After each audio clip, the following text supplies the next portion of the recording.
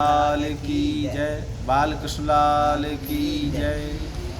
यूँ तो सभी एकादशियाँ पापों को नष्ट करने वाली है, लेकिन चैत्र मास के कृष्ण पक्ष की जो एकादशी है उसको पाप मोचनी एकादशी कहते हैं। अर्थात जन्म जन्मांतरों के पाप नष्ट हो जाते हैं इस एकादशी की वजह से। सभी प्रकार की समृद्धि सुख प्राप्त करके अंत में क्या है, मोक्ष की प्राप्ति हो जाती है। इस एकादशी को भगवान विष्णु की पूजा आराधना करने का शास्त्रीय विधान है। तो एक बार धर्मराज युधिष्ठिर से ने भगवान श्री कृष्ण से पूछा कि हे प्रभु, चैत्र मास के कृष्ण पक्ष की जो एकादशी है उसका नाम क्या है और उसका विधान क्या है, उसके महत्व के बारे में बताइए। तो इस प्रकार इस दिन किस देवता की पूजा की जाती है और क्या विधान है, ये सब बताइए। भगवान श्री कृष्ण बोले, हे राजन, सब पापों को नष्ट करने वाली इस एकादशी का नाम पाप मोचनी है और इस दिन भगवान विष्णु की पूजा का शास्त्रीय विधान है। आपने जो प्रश्न मुझसे पूछा है, यही प्रश्न एक बार महाराज मानदाता ने लोमस ऋषि से पूछा था और लोमस ऋषि ने जो उन्हें कथा सुनाई थी वह मैं तुमको कहता हूँ। देवताओं के खजांची कुबेर थे, उनका बाग था चैत्ररथ। तो बाग का नाम चैत्र, उस बाग में गंधर्वों की कन्याएं क्या है विहार करती थी और ऋषि मुनि वहाँ क्या है तपस्या किया करते थे। और इतना मनोहर रमणीय जंगल था, वन था, बगीचा था कि वहाँ देवता भी आते थे। तो इस प्रकार देवराज इंद्र भी स्वयं वहाँ आया करते थे।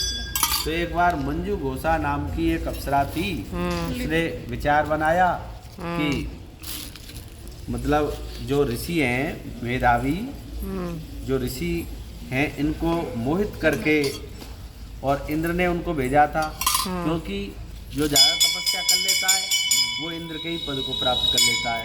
तो इंद्र ने समझा कहीं ये ऋषि मेरे पद को प्राप्त ना कर लें, इसलिए उनकी तपस्या को भंग करने के लिए मंजू घोषा नाम की अप्सरा को भेजा। अब उसी समय कामदेव ऋषि भी आ गए और मंजू घोषा को उन्होंने बाण बना करके मेधावी ऋषि को मोहित करने का विचार किया। इस प्रकार से भौहों को धनुष, कटाक्ष को डोरी, नेत्रों को संकेत और ये सब शरीर पर जो बाण चलाए तो उससे जो मेधावी ऋषि थे उनका जो यज्ञोपवीत था वो ब्रह्म तेज से युक्त था। तो मंजू घोषा ऐसे सुंदर ऋषि को देख करके मुग्ध हो गई। अपने गीत, चूड़ियों, नूपुरों की झनकार, नृत्य, हाव भाव दिखा करके मुनि को मोहित करने लगी। अंत में कामदेव ने फिर क्या ऋषि को पराजित कर दिया। तो इस प्रकार फलस्वरूप मंजू घोषा के साथ काफ़ी समय तक ऋषि रहे, लेकिन बहुत समय व्यतीत हो गया। तब अप्सरा बोली, अब मैं जाऊंगी अपने लोक को। ऋषि बोले, आप अभी तो आई हो, इतनी जल्दी जा रही हो? तब अप्सरा ने बताया कि मुझे यहाँ आए हुए बहुत समय व्यतीत हो गया, पंचांग खोल करके बताया। इस प्रकार मुनि कहने लगे, अभी ठहरो। लेकिन अप्सरा ने बताया कि मुझे यहाँ 72 वर्ष हो गए आपके पास रहते हुए। इस प्रकार ऋषि एकदम क्रोधित हो गए। उन्होंने कहा, तू हत्यारनी है, तूने मेरी तपस्या को भंग कर दिया है।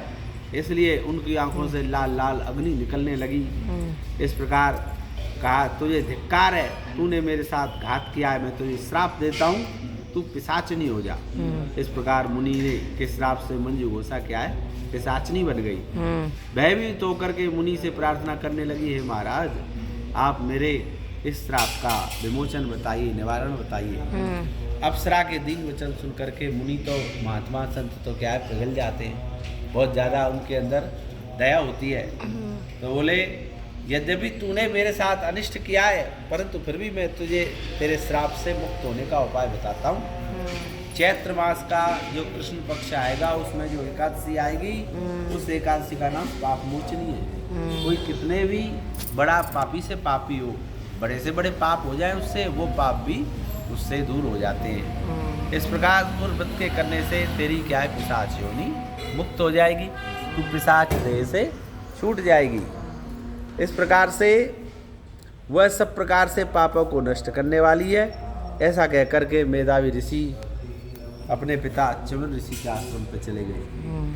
च्यवन ऋषि ने देखा, पुत्र तेरे सारे पुण्य क्षीण हो गए, तूने क्या अनर्थ कर दिया। हे पिताजी, मैंने क्या है, एक अप्सरा के साथ रमण करके अपने पुण्य नष्ट हो गए। अब आप मुझे कुछ ऐसा बताओ जिससे मेरे पाप नष्ट हो जाएं।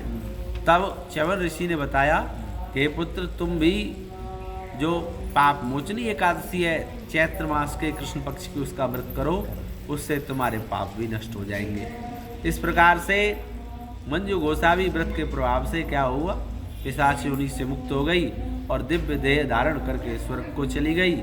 और लोमस ऋषि बोले, हे राजन, इस प्रकार व्रत के प्रभाव से ये व्रत जो कोई करता है उसके सब पाप नष्ट हो जाते हैं। इस कथा को सुनने से, पढ़ने से 1000 गौदान का फल मिलता है और ब्रह्महत्या, गर्भपात, सुरापान, गुरु पत्नी तल्प गमन जैसे आदि पाप नष्ट हो जाते हैं और अंत में स्वर्ग की प्राप्ति हो जाती है। बोल वृंदावन बिहारी लाल की जय। बांके बिहारी रे, दूर करो दुख मेरा। बांके बिहारी रे, दूर करो दुख मेरा। दूर करो दुख मेरा, दूर करो दुख मेरा। गिरवरधारी रे, दूर करो दुख मेरा। हरि रे, दूर करो दुख मेरा। सुना है जो दर तेरे आवे, सुना है जो दर तेरे आवे, उसके सब दुखड़े मिट जावे, उसके सब दुखड़े मिट जावे। हम भी आए शरण तिहारी रे, दूर करो दुख मेरा। बांके बिहारी रे, दूर करो दुख मेरा। दूर करो दुख मेरा, दूर करो दुख सबका। बांके बिहारी रे, दूर करो दुख मेरा। सबरी अहिल्या गणिका तारी, सबरी अहिल्या गणिका तारी। सब ही तुमने पार उतारी, सब ही तुमने पार उतारी। हम भी आए शरण तिहारी रे, दूर करो दुख मेरा। बांके बिहारी रे, दूर करो दुख मेरा। यह आत्मा जन्म जन्म की भटकी हुई है। 83,99,999 जन्म ले चुकी है ये आत्मा। अब लास्ट में मनुष्य जन्म मिला है तो बताया है, जन्म जन्म का मैं हूँ भटका, जन्म जन्म का मैं हूँ भटका। बेड़ा आज भंवर में अटका, बेड़ा आज भंवर में अटका। हम भी आए शरण तिहारी रे, दूर करो दुख मेरा। बांके बिहारी रे, दूर करो दुख मेरा। ओ मोर मुकुट पीतांबर धारी, मोर मुकुट पीतांबर धारी। संग में हो श्री राधा प्यारी, संग में हो श्री राधा प्यारी। हम भी आए शरण तिहारी रे, दूर करो दुख मेरा। बांके बिहारी रे, दूर करो दुख सबका। बांके बिहारी रे, दूर करो दुख मेरा। बोल वृंदावन बिहारी लाल की।